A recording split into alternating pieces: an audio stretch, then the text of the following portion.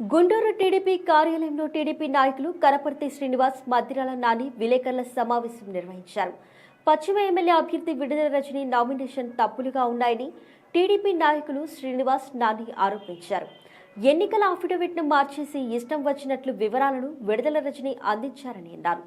అనేక అంశాలపై అభ్యంతరం తెలిపిన ఎన్నికల రిటర్నింగ్ అధికారి నామినేషన్ ఆమోదించడం కరెక్ట్ కాదని అన్నారు. క్లుప్తంగా ఉంటాయి. ఆమె అయితే అసలు ఆ ఫార్మెట్నే మార్చేసింది. ఎన్నికల నియమావళి ప్రకారం వాళ్ళు ఇచ్చిన ఫార్మెట్ కానీ ఫాలో చేయాలి తప్ప ఆమె సొంతగా ఆ కాలమ్స్నే కొన్నిటిని ఎత్తేసింది. అవసరమైతే అక్కడ ఎన్ని నాట్ అప్లికబుల్ పెట్టాల్సింది అవి కూడా లేకుండా తప్పుల తడకగా ఆమె అఫిడవిట్ ఉందని చెప్పేసి మేము పక్కాగా తెలియజేస్తూ ఉన్నాం.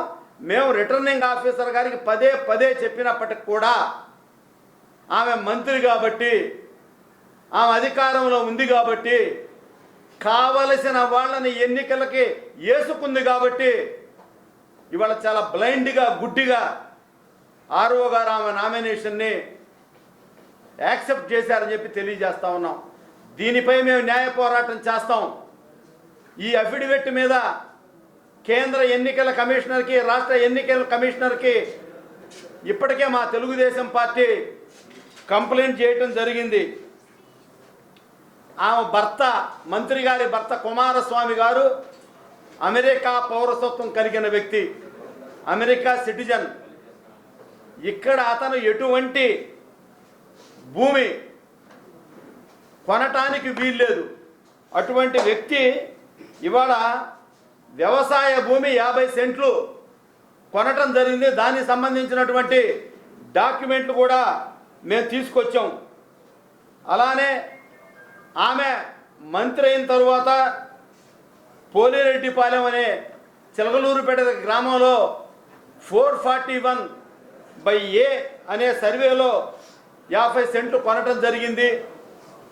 ఇది పూర్తిగా ఎన్నికల నియమావళికి విరుద్ధము.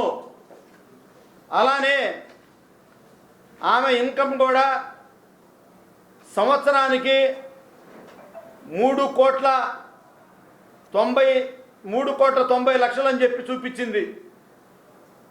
మరి ఆమె కొన్న ఆస్తి చూస్తే 4,55,00,000 కనపడతా ఉంది.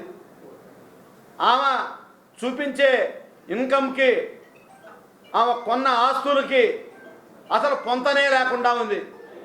అది ఎన్నికల అఫిడవిట్ లాగా లేదు.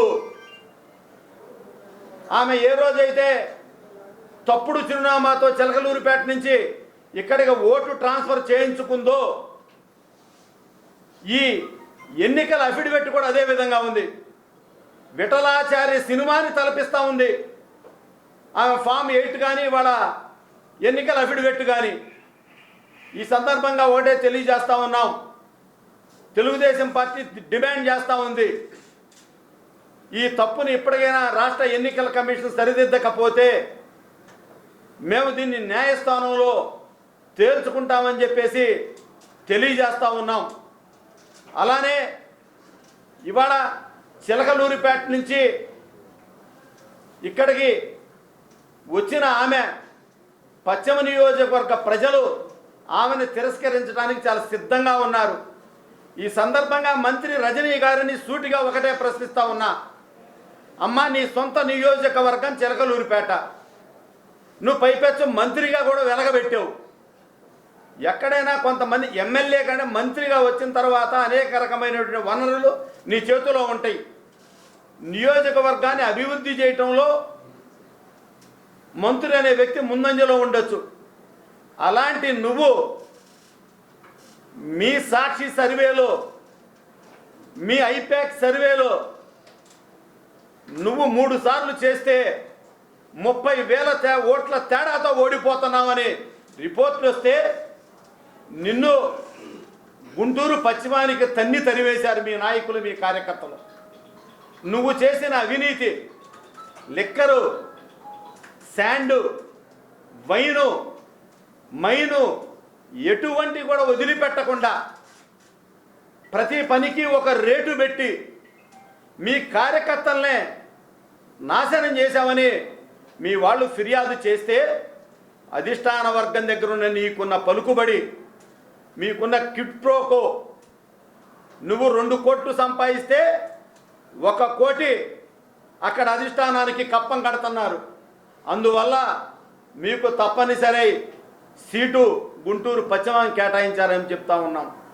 చివరికి చిలకలూరుపేటలో మీ సొంత నాయకులు చెప్తా ఉన్నారు, ఈ మహిళా మంత్రి జెడ్పీటీసీ పదవుల్ని, ఎంపీపీ పదవులను కూడా లక్షలకి అమ్ముకుంది, దిగజారిపోయిందని చెప్తా ఉన్నారు.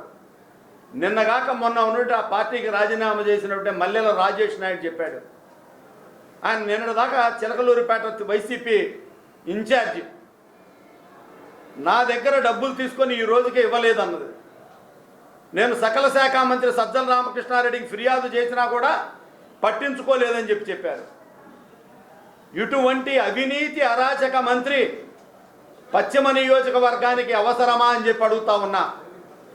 ఇప్పటికే గుంటూరులో ఉన్నటువంటి కార్పొరేటర్లందరూ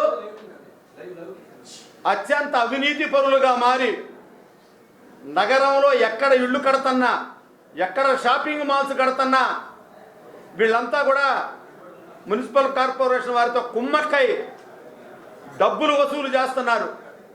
ఈ కార్పొరేటర్ల దెబ్బకే నగర ప్రజలు విలవెల్లాడిపోతా ఉన్నారు. దానికి తోడు రజనీ లాంటి ఇంకో అవినీతి అనకుండా వాళ్ళకి తోడైతే ఈ గుంటూరు పట్టణం ఏమైపోవాలని చెప్పేసి ప్రశ్నిస్తా ఉన్నా. ఏమ ఆరోగ్య శాఖ మంత్రిగా పూర్తిగా అట్టర్ ఫెయిల్యూర్ అయింది. ఎంతో ప్రసిద్ధిగాంచినటువంటి జీజీహెచ్ గుంటూరు జనరల్ హాస్పిటల్లో ఒక్కటంటే ఒక్క అభివృద్ధి పథకం జరగల. మీకు దమ్ము ధైర్యం ఉంటే, మీరు మంత్రివైతే, నీ వంది మాగదలు వచ్చినా సరే బహిరంగ చర్చకు మేము సిద్ధంగా ఉన్నామని సవాల్ చేస్తూ ఉన్నాం. చంద్రబాబు నాయుడు గారి హయాంలో కిడ్నీ మార్పిళ్ళు, మోచిప్ప మార్పిళ్ళు, గుండె ఆపరేషన్లు ఇవన్నీ కూడా ఒక పద్ధతి ప్రకారం నడిచింది.